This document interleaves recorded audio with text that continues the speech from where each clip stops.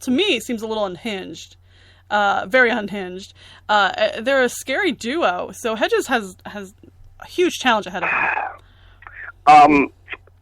I've never been so sure that a guy is going to lose. And, you know, as a commentator, I try my best to remain impartial. I don't go on the air and I don't pick matches. I don't do that. Hedges is not, he can't win. This is one he just can't win. And, you know, he bit off more than he can chew. These guys, Magic and Jeremiah, they don't want his title. They don't want his title. They just want to hurt him. They want to prove a point. They want to take the champion out.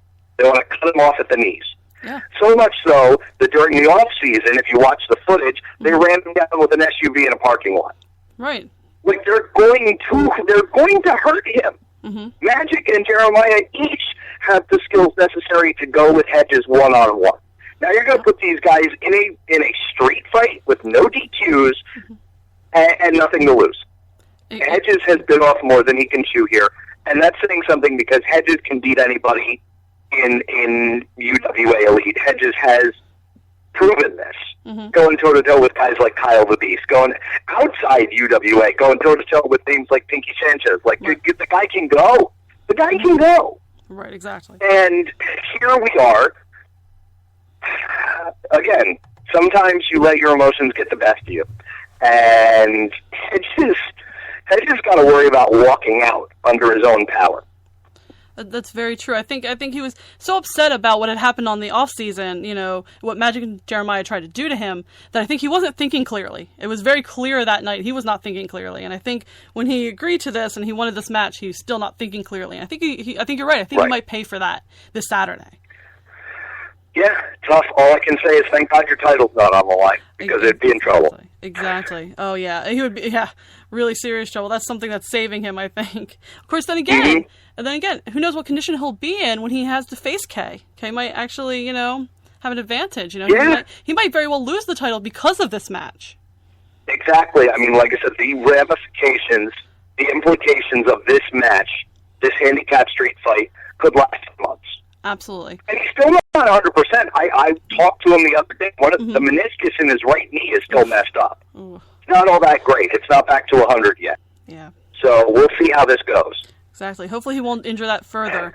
Now there's going to be a big 8-man.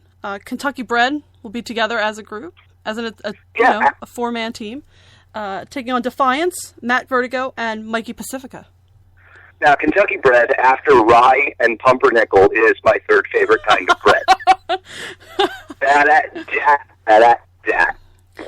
But yeah, Kentucky Bred is an interesting thing because there's no other way to put it. Because I hate them. I hate them. They tote up the Confederate flag. They spit at you. They drink moonshine. They are rude people. Even in a church, like they come out drinking moonshine in a church. We run in a church. I know, who doesn't? And they're all about stars and bars, and I hate country music, and just everything. They're terrible. They're like every townsperson in My Cousin Vinny. Legit, every single one. All rolled up into one horrible, grits-eating person. And the four of them just don't lose. That's the thing. Like, they're all dumber than a box of rocks. Like, they're just stupid hicks, and they hurt you, and they win. It's horrific. And when you put the four of them together, the track record is virtually flawless. So, Defiance, two very crowd-pleasing guys, Chris Caden, Maximo Suave, very, very good track record, former trios champions in their own right with their former partner, Raymond Risk. Matt Vertigo, good wrestler. Mikey Pacifica, good wrestler. But you put the four people, four cousins, brothers, whatever incestuous relationship they have over there. Maybe all of those things. Maybe cousins, brothers, yeah. Cousin brothers. Cousin brothers. And one of them might actually be a grandfather to the other three. I'm not sure. There's maybe an uncle in there. Bread, just not... It just doesn't seem likely that this kind of makeshift team of Defiance, Vertigo, and Pacifica. Again, I try not to make predictions, but it would be an upset if they won. Yeah, Kentucky Bred is probably the smart money in this match. I agree. We were laughing a little bit at the Kentucky Breds. We're laughing at their expense, but the truth is they deserve to be taken seriously as a team and as a unit. Absolutely dangerous. Absolutely dangerous. Sure, I will say this, Clay Springer, sneakily the most underrated athlete on the roster. Very dangerous. I agree. And then we're going to be 3 big championships that are going to be defended. Woo! So we'll talk about that. We'll talk about the I Championship first. Sure. Drake Chambers, who I believe you had on episode 1 of the All Access podcast. I did. He's going to be taking on Joey Adams. Absolutely. And if this match isn't match of the night, then something went wrong. Period. And a lot of people are saying it. No pressure, boys. You better come through. But Drake Chambers, now 3-time I champion. Joey Adams, in the eyes of many, the most talented roster member never to hold a singles title in UWA Elite.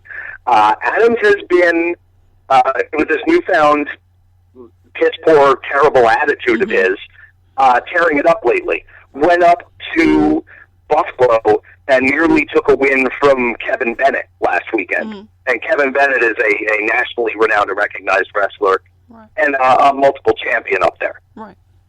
So, also a darn good rapper, as it turns out. Also quite a good rapper. Anyway, but Joey Adams has been tearing it up and making an impact and hurting people and winning lately. He's one of these guys that has turned his back on fans and benefited from it. Usually it doesn't happen, but for Joey Adams, it certainly has. Drake Chambers, by his own estimation, quite possibly the most popular guy in UWA Elite. Huge fan favorite. Went through a huge battle last year with Sean Damage McNellis to regain the UWA Elite I Championship. And look, this is a really, really hard match to handicap. Joey Adams with the 450 splash, Drake Chambers with the 360. I'm trying to do the 360 corkscrew Dragon Slayer off the top rope. Just unbelievable. Both high flyers, both underrated mat technicians, about the same size. Drake Chambers has a little bit of a height and reach advantage. Joey Adams has a little bit of a weight advantage. It is going to be knockdown, drag out. The last time these two met for the I Championship, it was, I believe, 17 minutes and a squeak out win for Drake Chambers. So I expect nothing less than greatness from these two come Saturday. Absolutely. That is one match that I'm definitely looking forward to. I love watching high flyers wrestle each other. I love the high flying style. So that match I'm definitely keeping an eye out for, and I think it's going to be one of the great matches of the night. Sure. By the way, if you don't know Drake Chambers or Joey Adams, you're probably more likely to know Joey Adams just because he works a couple more places. Do yourself a favor and watch these guys wrestle, because this is one of the things I like about UWA Elite. I don't give a crap if you know who they are or not. I don't care that you haven't heard of Drake Chambers the way you've heard of a guy like Smiley. And that's not a knock on Smiley. Smiley's wonderful. But if you like him, if you like Frightmare, if you like these guys, watch a Drake Chambers match or two. You'll be impressed. Same thing with Joey Adams. Watch Joey Adams. He can go. Absolutely. I completely agree. And I feel that very much that way about Drake Chambers. I felt that when I watched him first time wrestle, I was so impressed. And I continue to be impressed every time I see him. By the way, I've got you saying absolutely all the time now. You're rubbing off on me. Oh, no. I got an absolutely count on you right now. Oh, man. Can I be added into the pool? You want to talk tag titles or you want to talk trios titles? Because both matches are also going to be very good.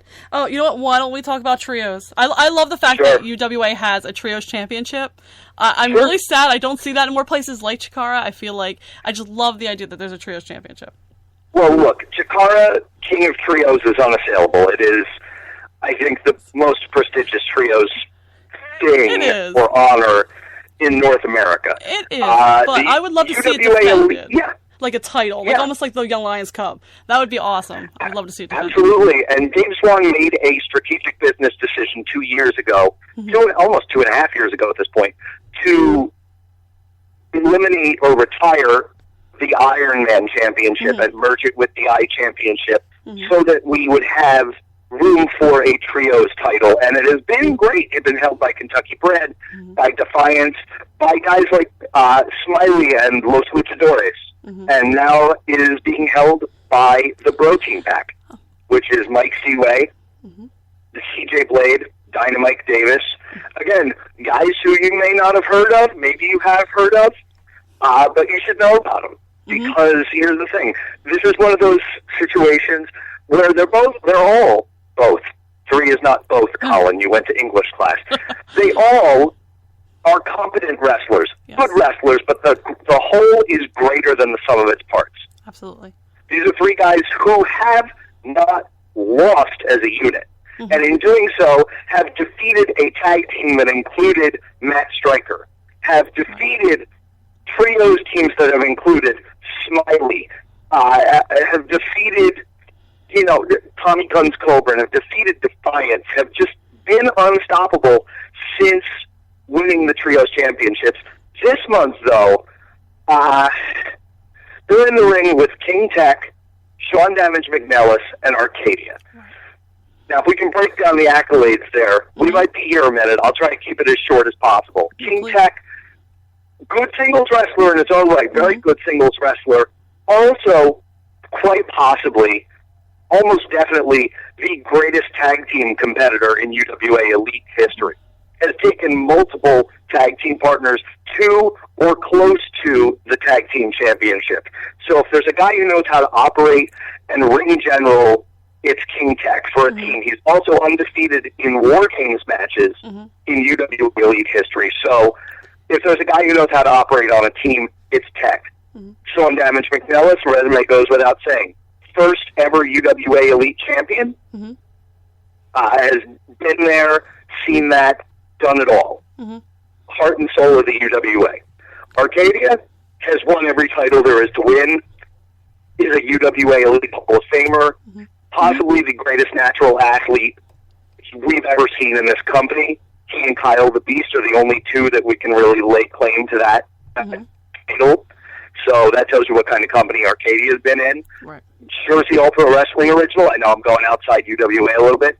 Current JAPW Best of the Best light heavyweight winner. Could be the light heavyweight champion of Jersey All Pro Wrestling at the end of April. Only two-time Jersey All Pro Wrestling Best of the Best light heavyweight winner. What do you say about Arcadia? That hasn't already been said about some of the greatest to lace them up in this area. So between UWA's greatest tag and team specialist, UWA Elite's first champion, and the greatest competitor in UWA Elite history, on paper, they should win the Trios Championships from the Bro Team Pack. But that's on paper. Right. And they have not, they've only competed as a Trios team once in a six-man match from an era before there were Trios titles. Right. So we shall see. It's a classic example of three of the very best that we have seen in the company in singles competition versus the best Trios team we have right now. Absolutely, and it's always a little different when there are titles. Absolutely, when there's titles on the line, it's always different. There's always more of an intensity and a more desire to win. So, the Bro Team Pack should never be underestimated. They're very crafty and they're very sneaky, and they'll do anything they have to keep those titles. And there's something that there's a match that we kind of skipped over before we got to the titles that you kind of brought up. Tommy Guns Coburn. Well, he's going to be taking on Brendan Kirk. So I do want to talk about that before we talk about the tag team titles. Sure. Look, I can say things on this podcast that I can't say on other podcasts. Yes, please. If anybody's wondering why Brandon Kirk is not tagging with Jeff Cannonball at UWA on Saturday, it's because Jeff Cannonball is going to be at On Point Saturday. Right. So here's the thing. If you're not going to UWA Elite, if it's too far or whatever, if you're very, very far south of us, go see On Point Wrestling. It's going to be a great show. There's a bunch of great shows going on this weekend. There are a lot. I know Ace has a show, Warriors of Wrestling has a show, Wrestle Pro has a show. Shout out to Steve Scott. Steve Scott's going to be at that Wrestle Pro show, so is Matt McIntosh. I have no problem talking about other promotions because I really have so much love and respect for so many of the guys in the business. Steve Scott. TJ Marcone is going to be defending the Ace Championship this Saturday. also. Warriors of Wrestling, your boy Rude Boy Riley, Logan Black, they're going to be up there cheering it up. The Scumbag Nation. Separately,